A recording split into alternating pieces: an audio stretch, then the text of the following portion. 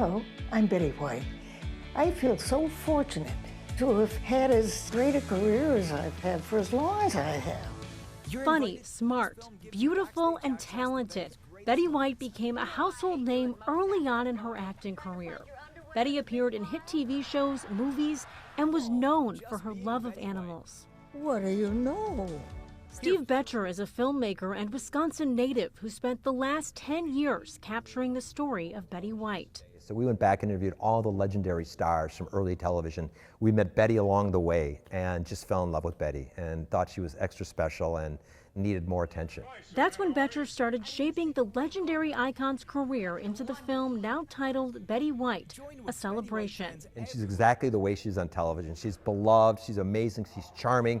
We've been filming for about 10 years this project, and she always says Steve was embedded with me. It's a good day, how can anything go wrong? It's a good day from morning till night. She's just an eternal optimist. She just is like, she finds the best part of life to embrace, and that's just really pretty amazing. And I think that's sustained her for a lifetime. An outlook Betty learned from her mother.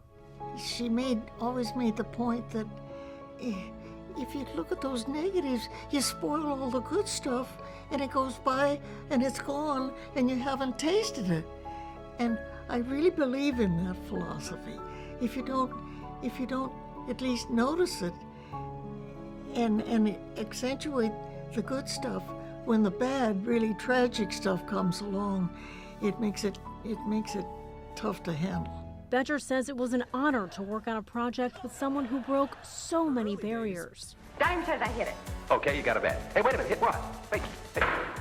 That fence. Oh. And she was like the first woman producer ever to be on television, the first woman to hire a woman director, the first woman to be nominated for an Emmy. She is the first in so many ways. So it was really kind of hard encapsulating that story. A story filled with a career many in Hollywood only dream of.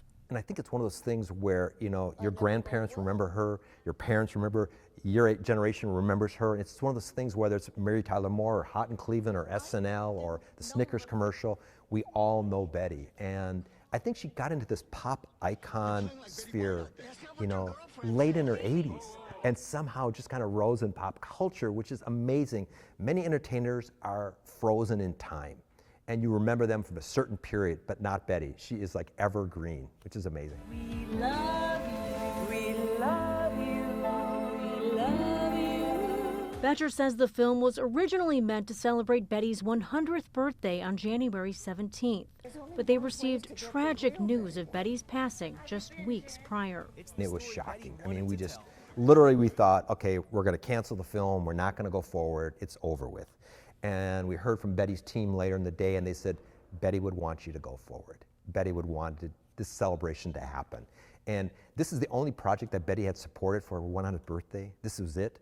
There had been other talks of specials on networks and streaming specials, and Betty was endorsing this film as her only 100th project. And we were really honored to do that. So we decided to kind of go forward and create the celebration for her. The project went on just as Betty would have wanted, including those who knew her best. She really wanted us to interview Ryan Reynolds, Valerie Bertinelli, Carol Burnett, Jennifer Love Hewitt, the list goes on. And those people were really, really close to Betty. One of the smartest, funniest, kindest, most generous women in a business that doesn't normally have that kind of people in it.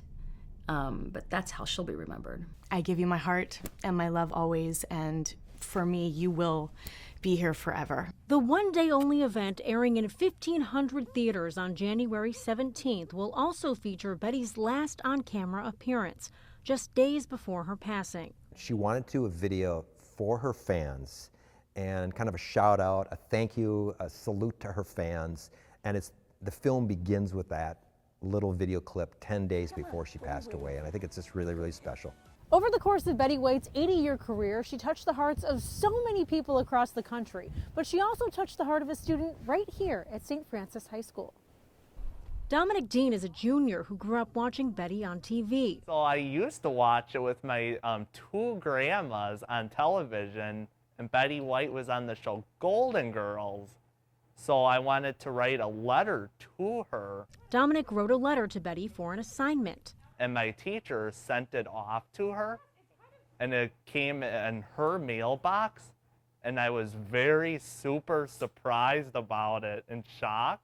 Betty had taken the time to send Dominic a personally autographed photo, something he'll cherish forever.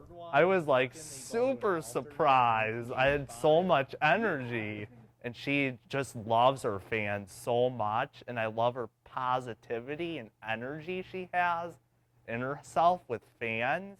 A quality Betcher says he saw firsthand. I remember being at her home, filming her home one day, that she was actually responding to all the fan letters, and she would work on it for hours and hours, you know, just sending letters, notes, pictures to people that had written to her, and she would do it every day. Now, generations of people are ready to honor one of television's biggest stars, who was always humbled by the chance to entertain us all. I'm looking so forward to seeing this documentary. I'm going to be watching it with my parents or my grandparents. She always said that, you know, for some reason, you're on the small screen in people's homes and you're invited in on a weekly basis for a TV show or whatever. And she said, I always saw myself as a guest in people's homes. And I wanted to be that respectful to people when I met them, that I was a guest in their home. And I thought that's pretty special. A special quality the city of Milwaukee now honors. When you come into Milwaukee and you see the billboards of thank you for being a friend, Betty White billboards everywhere. And I was so touched by our city.